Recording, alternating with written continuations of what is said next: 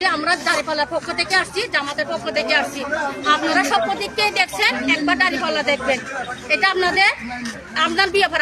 আপনাকে বলাটা আমার দায়িত্ব, আমি বলে দিছি। এখন দেখাটা হচ্ছে আপনার ব্যাপার। এটা বলার পরে উনি বলতেছে যে মহিলাটা কথা বলতেছে, মহিলাটা কথা বলার সাথে সাথে মহিলাটা বলতেছে, কথার মধ্যে বুঝতে পারছি যে উনি দক্ষিণ দিকের মেয়ে। আমি বলছি আপু আপনাদের বাড়ি কোথায়? উনি বলছে যে কক্সবাজার। তার হয়তো কক্সবাজার হলে আপনার সাথে বসে আমি একটু কথা বলবো, যেহেতু আমার বাবার বাড়ি মেয়ে। কথা বলতে বলতে ওনাদের মেয়ে চা বসা দিয়েছে আমাদের জন্য। আমরা চা গুলো আনছে খাওয়ার জন্য আসছি। ওনার হাজবেন্ড আমাদের সামনে ছিল, বিধি আমরা মুখ খুলি না, উনি ভিতরে গেছে, আমরা চা খাওয়ার জন্য চার কাপটা নিয়েছি। এমন সময় ওনারা প্রচারণায় আসছে, দানের শীষের লোকগুলা বলতেছে যে এখানে জামাতের মিটিং চলতেছে। এটা বলার পরে ওনাকে দেখছে, দেখা পরে কথাগুলো বলে চলে যাবার। আবার ওনারা ভিতরে ঢুকে আমাদেরকে বলতেছে যে আপনারা এখানে কি করতেছেন। তো উনি বলতেছে ওনারা একটু চা খাইতেছে, চা দিতেছি। বলে আপনারা এখানে বিকাশ নাম্বার নিতেছেন, আইডি কার্ড নিতেছেন, ওনাদেরকে বিকাশের টাকা পাঠাইছেন। আমরা বলছি আমরা এখানে কারোর থেকে উনি বলতেছে আমার তো বিকাশ নাম্বার নাই, ওনাদের ঘরের মালিক বলতেছে তো আমার তো বিকাশ নাম্বার নাই, আমি কোথা থেকে, ওনাদের আমার থেকে কিছু চাইও নাই, আর ওনাদের ঘরে সিসি ক্যামেরা আছে। ওনারা বলতেছে এটা বলার পরে ওই আরিফ ছেলেটা বলতেছে যে ওনার হাতে ওইটা কি বলতেছে যে একটা খাতা আনছে, এটা আমাদেরকে একটা লিস্ট জমা দিতে হয়। এই খাতাটা দেখে আমাদেরকে 100 জনের একটা টার্গেটের কার্ড আছে, আমরা যখন সংগঠন নিয়ে চলি, সংগঠনের মধ্যে একটা রুল আছে, এটা আমাদেরকে জমা দিতে হয়।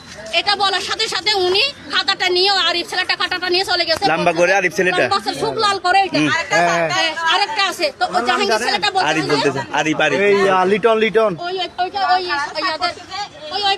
মসজিদ বাড়ি লিটন আর কি মসজিদ বাড়ি, হ্যাঁ লিটন। উনি বলতেছে যে আপু আপনারা বলছিলাম না কালকে লিখালিখি না করার জন্য, আমি আপনাকে বলছি এটা কি জন্য লিখালিখি করতেছি। এটা বলার পরে ওনারা বলতেছে গার্ড ধরে, মহিলা ওনাদেরকে সবাইকে গার্ড ধরে বের করে দাও। আমি বলছি আপনারা একজনের কথা বলেন, বলে আমরা ওই ছেলে ওইটা বয়স্ক করে একটা মানুষ আছে মুখ সেটটা করে, ওনাকে জিজ্ঞাসা আপনার নামটা কি বলেন, এই মুরব্বী বলছে তো আমার নাম দেখলাম না, আমি আমার হাজবেন্ডের নাম আপনাকে বলছি, আপনি কেন নাম বলবেন না, পরিচয় কেন লুকাইবেন? উনি বলছে নাম বলতেছে না, তো বলতেছে তো ওনাদেরকে ঘাট ধরে বের করে দেন। এখন আমরা পুলিশ আসবো, পুলিশ আসার পরে তারপরে আপনাদের নির্বাচন কমিশনকে ফোন দেওয়া হবে, এখান থেকে আপনাদেরকে এসে যা করে আমি সিটি কথা আপনি নির্বাচন কমিশনকে ফোন দেন, আর আপনি পুলিশকেও ডাকেন। আমরা পুলিশ আসুক, আমি আমার উপরস্থকে জানাইছি, আমরা এখানে ইনফর্ম করে আসি, এখানে ইনফর্ম করেছে, আমি উপরস্থকে জানাইছি, তারপরে আমরা এখান থেকে যাব। এখন মহিলাটাও ওনাদের পক্ষ হয়ে মহিলাটা আমাদের সাথে মানে খারাপ আচরণ করতেছে। আপনারা বিকাশের মধ্যে টাকা পাঠান, মোবাইল আপনি দেখছেন, বলে শুনছি, শোনা কথা বলবেন কেন, আপনি দেখছেন আমি এখানে কারো থেকে বিকাশ নাম্বার নিছি, আইডি কার্ড নিছি, কেন বলতেছে মাসুদা মহিলা কাউন্সিলর ছিল, মহিলা কমিশন, এগুলো ওরা করে আপনাদের।